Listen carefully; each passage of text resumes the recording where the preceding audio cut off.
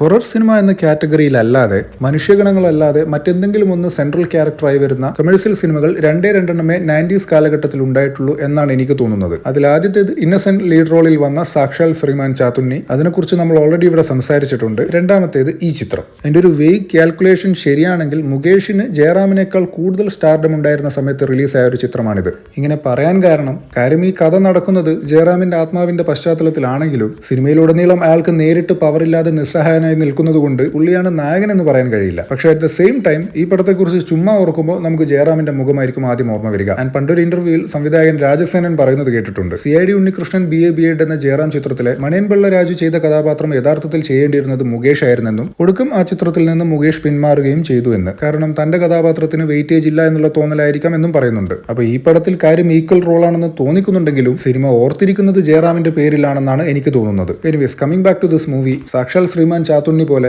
കുട്ടിക്കാലത്ത് ഒരു പ്രത്യേക ഇഷ്ടമുള്ള സിനിമയായിരുന്നു ഇതും. ഇതിൽ മരിച്ചുപോകുന്ന മുകേഷിന്റെ അച്ഛനായി വരുന്ന ഇന്നസെന്റിന്റെ ആത്മാവ് ജയറാമിനോട് സംസാരിക്കുന്ന രംഗം, പിന്നെ പോലീസുകാരനായ ശ്രീനിവാസന്റെ വീട്ടിൽ നടന്ന കാര്യം അതേപടി ജയിലിൽ കിടക്കുന്ന മുകേഷ് ശ്രീനിവാസനോട് പറഞ്ഞു കൊടുക്കുന്ന രംഗം, പിന്നെ നമ്മുടെ ഐക്കണിക് വെള്ളക്കാരൻ വില്ലൻ സായ് കുമാറിന്റെ ആ ഒരു അൺഎക്സ്പെക്ടഡ് ട്വിസ്റ്റ്, പിന്നെ ക്ലൈമാക്സിൽ മുകേഷിന് തല്ലുകൊള്ളുമ്പോൾ നേരിട്ടൊന്നും ചെയ്യാൻ കഴിയാതെ പോകുന്ന ജയറാം നേരെ ചെന്ന് ശ്രീനിവാസന്റെ ദേഹത്ത് കയറുന്നതും, പിന്നെ ശ്രീനിവാസന്റെ വക മുഴുവൻ ശക്തിയോടുകൂടി ക്ലൈമാക്സിലേക്കുള്ള ഒരു മാസ് എൻട്രി, എല്ലാത്തിനും ഒടുവിൽ ഒരു വെളിച്ചത്തിലേക്ക് നടന്നു പോകുന്ന ജയറാമിന്റെ ആ ഒരു ലാസ്റ്റ് ഷോട്ട്, പിന്നെ മൗനം സ്വരമായി എന്ന മികച്ചൊരു പാട്ട്, അങ്ങനെ എല്ലാം കൊണ്ടും കുട്ടിക്കാലത്തെ ഒരു മെമ്മറബിൾ മൂവി തന്നെയായിരുന്നു ഇത്.